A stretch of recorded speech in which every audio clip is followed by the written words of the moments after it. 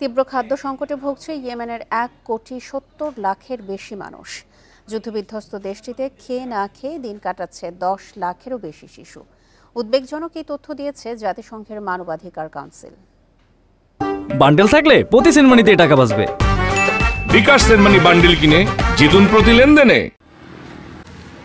2014 সালে ইয়েমেনের সরকারকে উৎখাত করে দেশটির উত্তরাঞ্চলের নিয়ন্ত্রণ নেয় হুতি বিদ্রোহীরা। পরের বছর বিদ্রোহীদের দমনে যুদ্ধে যোগ দেয় সৌদি নেতৃত্বাধীন সামরিক জোট।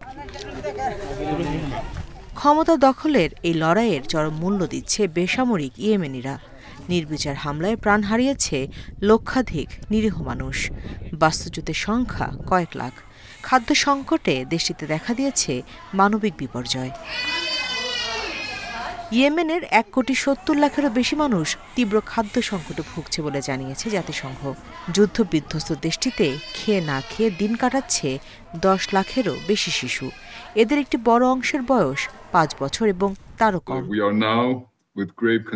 এখনই কার্যকর পদক্ষেপ নেওয়া না হলে আগামী সেপ্টেম্বর থেকে ফেব্রুয়ারির মধ্যে অভুক্ত মানুষের সংখ্যা 1,80,00,000 ছাড়িয়ে যাবে বলে সতর্ক করেছেন জাতিসংঘের মানবাধিকার প্রধান।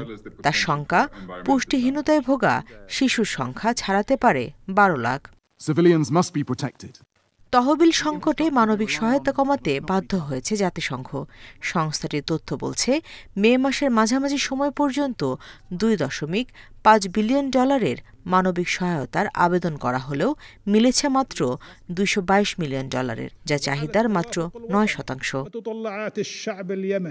এদিকে লোহিত সাগরে হুতিদের হামলা ইয়েমেনের সংকটকে আরও দীর্ঘস্থায়ী করছে বলেও সতর্ক করেছে জাতিসংঘ।